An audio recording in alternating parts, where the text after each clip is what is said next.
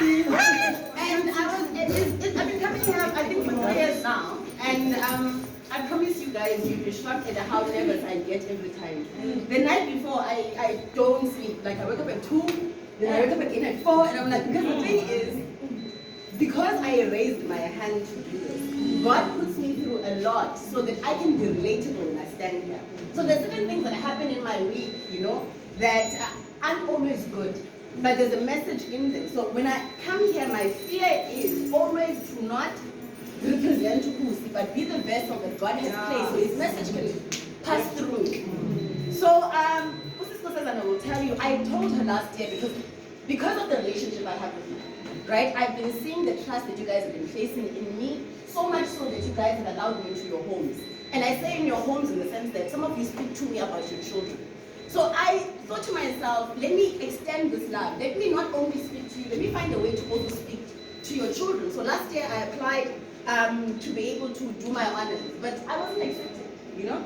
But God knew what it is that I wanted to do. He knew I wanted to be able to bridge the gap between mothers and their daughters.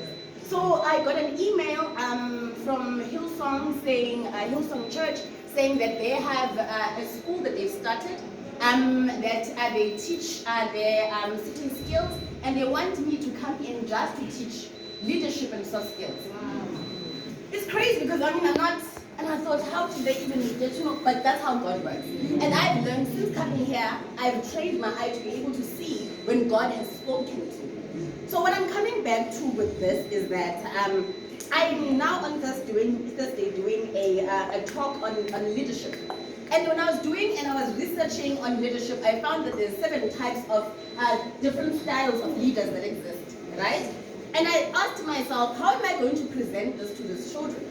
And then I did the first thing, which is find out how to lead self, right? So how I'm planning to present this to them is, before you can determine what kind of leadership that the group requires, first find out what kind of leader you are. So, and I thought to myself, it will also be quite foolish, because in any setting, even including this setting, there's different kinds of women that I have. So if I'm a disciplinarian and I come here and I discipline, I might not be able to get through to her because she does not respond in that way. And I was like, but God has a sense of humor, because I was standing here talking to you guys about love languages just the other day, and that it's not only important to know what your love language is, but to be able to know what others are, so you know where you lack. You know how to be the right thing for the right person. To know your worth means no one can determine anything. I've changed in the time that I've started working here. I've changed. You have changed. Anyone who's been listening to me, I'm sorry to tell you, but you've changed. To anyone new that's coming into your life, this is normal. But to the people that have been in your life, they are going to tell you have changed. And they're going to try and pull you to who you used to be. But you're not that person anymore. You have changed. To know your worth means no one can determine it for you. I'm looking at soccer stars here because that is who you are. You know your worth. No one can determine it for you. You are living here to go get glory. No one can determine it because you have already decided. And that is it. To know your worth is that. People will tell you, oh, you're not who you think you are, Musi. You're not that. I recently I did a traditional ceremony at home. I invited all of my friends. When I say all of my friends, people that don't know what other diverse group of friends. I have Afrikaners, I have. And people came, and I had to explain what I brought them here to do. I was like, first and foremost, I'm grateful to God for all that He did. And this that I'm doing is thanksgiving, because I believe, because you know this. Our parents prayed for us. Some of our parents are no longer here, but those prayers are sitting. So when I was doing that traditional ceremony, I was saying, God, you placed me in so many situations. Some of them weren't great, but I see myself having gone through to the other side. I was given an opportunity to be able to house my cousin, who had just had a small baby. Something I hoped for myself, but I never got. But I was in that position to be able to do it for her. And I had to thank God for not only placing me in a position where I wanted to, but also allowing me the financial muscle to be able to do so. You need to be able to understand your worth so that no one else can determine it for you. And when I did this traditional ceremony, I explained to my friends that were not of the same culture as me, that the ancestors, in my understanding of ancestors, is that there's people that came before us that have paved the way for us through prayer. And the prayers are sitting, and this is me saying, I'm grateful that all of the things that you wished for me are coming to life. Yes. A friend of mine came back, lives in Dubai, and she came back from short period right now. And she said to me, Uzi, I saw what you did there on social media. So can you please explain it to me and my husband? These people are Muslim. That is their religious, they are Muslim people. And I explained the situation. And then when I went to go visit them yesterday, she's like, Uzi, we need to sit you down. There's something we need to talk to you about. And they sat me down and they said, her husband came from the room and she said, Uzi, we want to thank you. Because in the Muslim religion, when you have a child, you are supposed to slaughter for that child. It's like our son is now turning 7 years old and we didn't do it. And we saw your relationship with God and the fact that you are willing to say thank you for placing me in a position where I can be able to do. And it's like we have so much that we have, but we haven't thanked God for even the gift of life of our child. Me being me, authentically the way that God created me, being a person that does mkomboti if required. The world was looking, and the world liked it what it is that they were looking at, because you must know your worth. So no one can determine it for you. No one can tell me what kind of Christian I am going to be. So I know my worth, and so no one can determine it for me. You need to start walking in your lives because you've changed. Stop trying to stand for people that want the version of you that used to be. You are not her. And this is why it's so important, ladies, and I continuously give you these exercises where you get to know yourself. Get to know your love language, because you are not the girl from yesterday. And if you do not know yourself, anyone can convince you and move you any other direction. Even here at work, sometimes, girls, you will find that we are short-staffed and you have to do something that is, not your ranking anymore. But if you know your worth, there's no job that is not for you. Yes. You understand? You will do what is required. Yes. Because you remember that day when you were praying to God for a job. You remember that when you answered your prayers, you remember that. Now be what is required. Because having to, I don't know what the tasks are. Sleeping is not going to leave, it's not going to diminish you. It's not going to pull you down.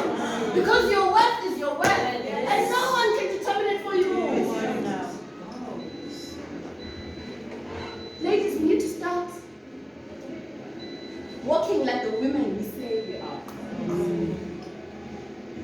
And I'm trying to prepare myself for this lecture that I'm going to do next week, because it's my first one that I'm doing, So since the beginning of the year, I've been assisting others in their own thing. So they asked me to do my own thing, get my own topic, find my own research, collect that research, and then present it.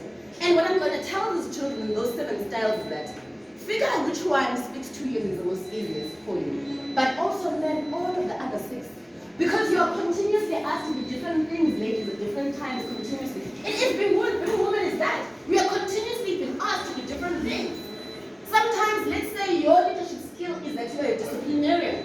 But you're going to deal with broken people and you cannot apply that.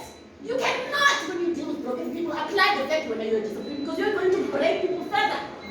You need to learn and nurture the skill as a leader then. You cannot hold to the one thing and say, this is me, and so it is the end. So I will teach your children next Thursday that be more than the one kind of leader. Look at who you're dealing with and be the kind of leader that that person requires. Because she might need encouragement. So be the kind of leader that encourages. She might need understanding. Be the kind of leader that does that. And this person might actually need discipline. So be a disciplinarian, don't be a friend. But you must know your worth. So no one can determine it for you. You must know you.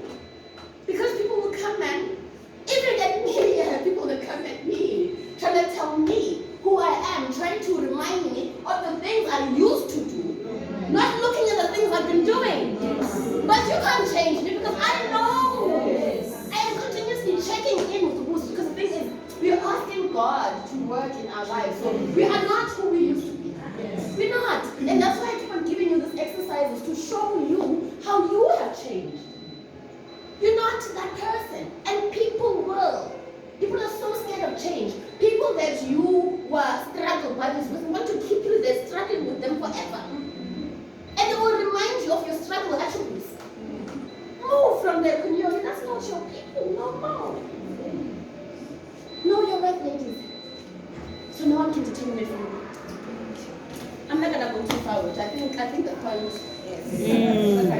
Yeah. But to close off, I must be careful with things I say here. So, I sent her a message saying, can I come through this Thursday? And she's like, yeah, sure, you can come through. Excited. I was like, Queen and Nana's baking. Queen and Nana. So I sent her a message. I was like, my queen, I'm coming. So if you feel like baking bread, just know. And then she's like, you said I must rest. You said rest. And the last time I said rest. So I put in a week. Guys, I must watch the things I say. but you know, God always speaks, because I was laughing about that this morning, man. I was laughing about that. But for me, because I speak to myself in kindness, God speaks to me. Because with God is inside of me. So this morning, guys, I'm getting dressed, looking cute for you. So I put my hands in those pockets, and I didn't want this skirt in a long time. And then money. And I was like, I shame. God is saying, go buy yourself some tea, okay? There's no bread. You know, so you must continuously also look for those opportunities where God speaks to you. This week wasn't great for me. You know, someone I really loved, someone I really trusted, tried to tell me that I'm not who I am. You know, and then God put me all of those things. And when I was doing that on Tuesday, when I was doing this course with those children, I was like, but this thing looks a little bit like love languages. It feels like God is trying to talk to me, trying to tell me something about me. You know, and then when my friend yesterday spoke to me about the traditional ceremony and how they were able to draw inspiration from that and do something, I was like, no, but God is saying, who you are, as you are, is enough. So know your worth and be open to hearing when God speaks to you. Allow yourself that room to be able to listen. And that can only be done, guys, in stillness. We must still try and provide ourselves with stillness, provide ourselves with rest. It's going to come back for me, but guys, go rest. Thank you.